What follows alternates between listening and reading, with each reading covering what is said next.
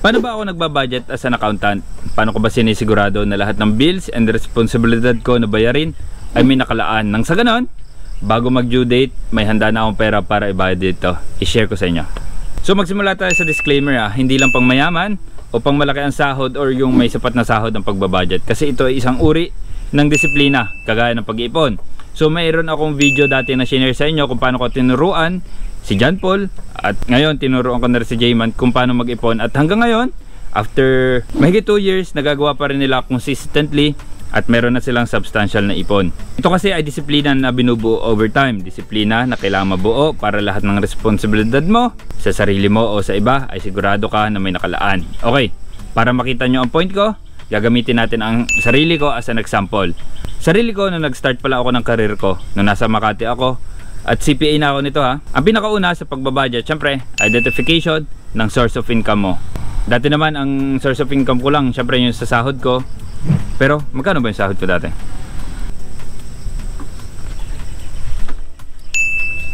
Yep, ang income ko dati ay 13,000 pesos net. Nasa Makati ako, nakakorbata, naka long sleeves, pogi-pogi palagi at mabango. Pero ang net 13,000. Pero hindi ko naman pinagsisihan yung trabaho ko dati kasi it is a part na kung bakit ako nandito sa kinalalagan ko ngayon.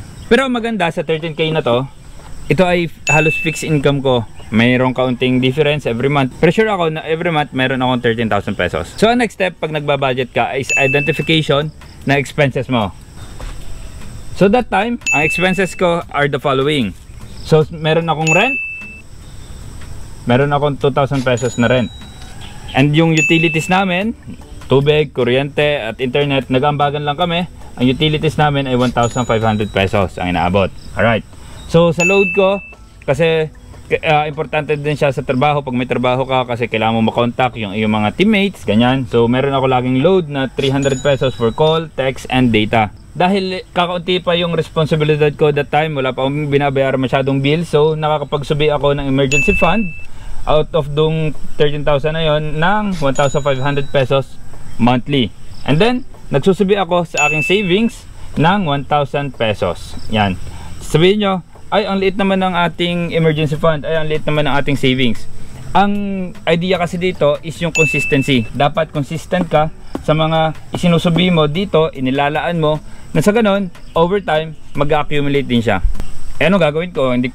Ito lang yung sweldo ko, hindi ko naman pwedeng gawin niya 5,000 a month, hindi ko naman siya pwedeng lakihan pa kasi wala naman upang kain. Kaya ito lang yung aking nasusubi para dito. Pero ang susi dito ay consistency, at once mailagay natin siya dito sa fund na to, dapat hindi na siya magagalaw ever, maliban dito sa emergency fund pag may emergency. Yan. So ibig sabihin, ang total expenses ko dati ay 6,300 pesos. At ang disposable ko na lang ay 6,700 pesos. Yan na lang ang natitira sa akin. At ano ba ang meaning ko sa disposable income ko? Ang kasama ko dito sa disposable income ko that time, dito ko kinukuha yung pangkain ko, pamasahe ko sa jeep, pag kailangan kong bumili ng damit, yung mga toiletries ko, pag uwi ako sa bahay, yung pamasahe ko sa bus, etc, etc. Basta, so technically lahat ng expenses na hindi kasama dito sa nilista kong expenses, doon siya papasok kasi medyo variable siya, hindi siya fixed katulad ditong mga nilalagay ko dito na nagtototal ng 6,300. Pero ito, dahil kinsenas yung ating sahod, obviously, dapat kinsenas ka rin nagbabudget. So, meaning, more or less, nagiging kinsenas ko ay 6,500 kasi minsan nagiging 6,000, tapos magiging 7,000 naman yung second cut off. May ganun kasi magkaiba yung deduction niya. Pero ang ginagawa ko dyan, i-divide ko sa 2 yung aking mga expenses. So, for the rent, 1,000, kada cut off yung aking sinusubi. Utilities, 750. Sa load, 150. Sa emergency fund, 750. At sa savings, 500 yung inilalaan ko kada cut off. So magiging total niya kada cut off ay 3,150. At ang disposable ko naman ay 3,350 pesos. Okay, madali yung part ng paglilista, for sure. Kasi madaling ilista yan, madaling gawin niya sa Excel sheet, madaling gawin niya sa papel. Pero ito yung hard part.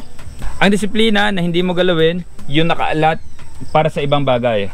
Of course, sumusweldo ako, nasa isang bank account lang yan, pero hahatiin ko siya.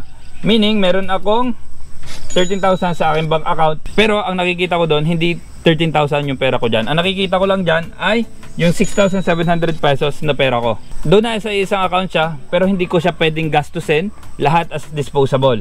Dapat na doon yung disiplina na yung rent money ay sa rent mo lang gagastusin, yung utility money sa utility mo lang gagastusin, and so on. Yun yung hard part.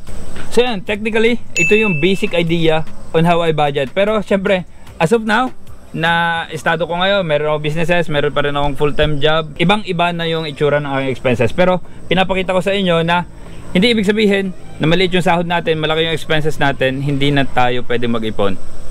I did that nung ako ay nagsisimula pa lamang na dinala ko hanggang ngayon na medyo substantial na yung aking kinikita. It shows na dapat yung disiplina binubuo natin from the very beginning. Hindi yung nasa isip natin na ay maliit yung kita ko ngayon, saka na ako mag-iipon, saka na ako magbabudget na maayos pag lumaki yung kita natin. Hindi mangyayari yon.